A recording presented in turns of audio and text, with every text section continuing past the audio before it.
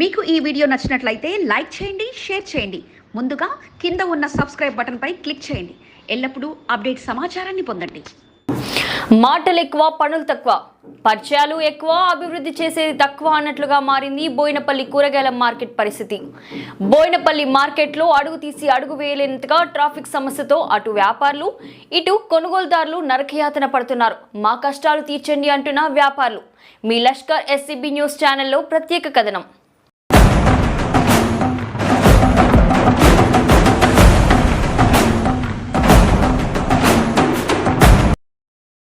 తెలంగాణ రాష్ట్రంలోని అతిపెద్ద మార్కెట్గా కంటోన్మెంట్ నియోజకవర్గంలోని బోయినపల్లి కూరగాయల మార్కెట్ ప్రసిద్ధిగాంచింది. హోల్సేల్ అమ్మకాలకు కూరగాయల మార్కెట్ ప్రసిద్ధిగాంచింది. నిత్యం వేలాది వాహనాలు రాకపోకలు సాగుతుంటాయి. వ్యాపారులు ఇష్టానుసారంగా రోడ్లపైకి వచ్చి డబుల్ కాంటాలు ఏర్పాటు చేస్తూ నిబంధనలు ఉల్లంఘిస్తూ వ్యాపారాలు కొనసాగిస్తుండటంతో ఇక ట్రాఫిక్ కష్టాలు రోజురోజుకి పెరిగిపోతున్నాయి.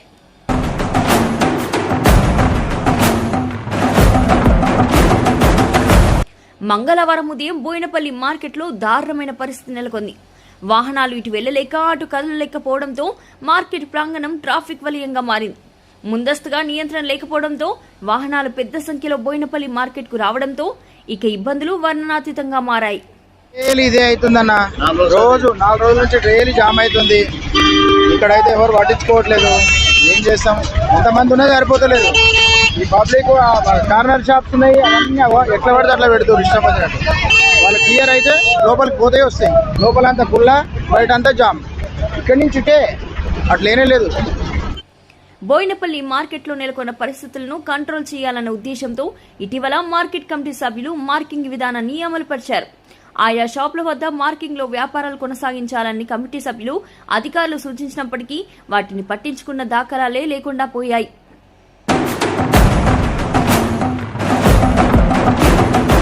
బోయినపల్లి మార్కెట్లో భారీగా ట్రాఫిక్ జామ్ ఏర్పడడంతో మార్కెట్ సెక్రటరీ స్వయంగా రంగంలోకి దిగి ట్రాఫిక్ డ్యూటీ చేయక తప్పలేదు. వాహనాలను క్లియర్ చేస్తూ ట్రాఫిక్ నియంత్రణ కొరకు కృషి చేశారు. మార్కెట్ కు రాకపోకలు పెరగడంతో ట్రాఫిక్ కష్టాలు మొదలవుతాయని సెక్రటరీ వెంకన్న చెప్తున్నారు. ఇప్పుడు సీజన్ 1, 2 వినాయక చవితి ఉన్నందువల్ల వెహికల్స్ కూడా హెవీగా రావడం జరుగుతుంది. అరైవల్స్ కూడా పెరిగిన ఇప్పుడు 2000 సంవత్సరంలో ఏర్పాటైన మార్కెట్ అప్పటి నుంచి ఇప్పటి వరకు సేమ్ అదే విధంగా ఉండడం. అరైవల్స్ అనేవి అప్పుడు ఒక 5,000 నుంచి 10,000 వస్తే ఇప్పుడు 30,000 అరైవల్స్ రావడం జరుగుతుంది. అరైవల్స్ రావడంతో పాటు వెహికల్ కూడా ఎక్కువ కావడం జరిగింది.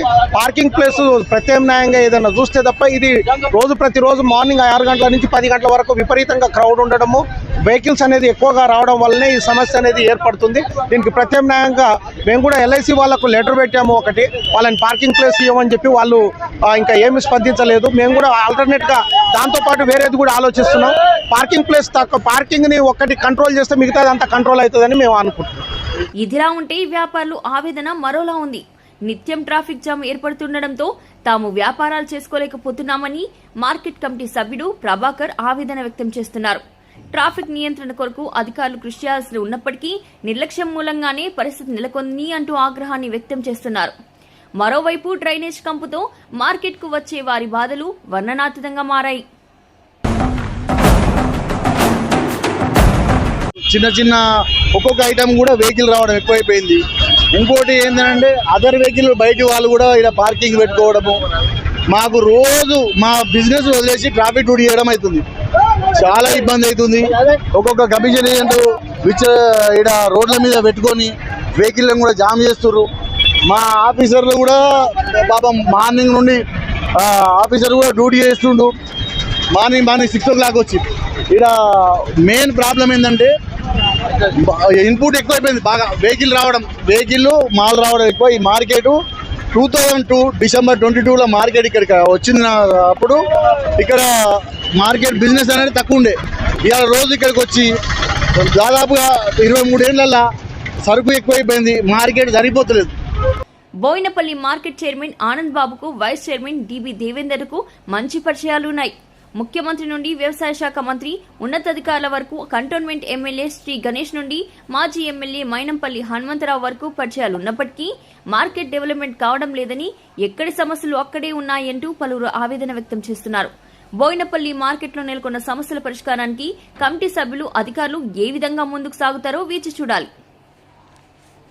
మీకు ఈ వీడియో నచ్చినట్లయితే లైక్ చేయండి, షేర్ చేయండి. ముందుగా కింద ఉన్న సబ్స్క్రైబ్ బటన్పై క్లిక్ చేయండి. ఎల్లప్పుడూ అప్డేట్ సమాచారాన్ని పొందండి.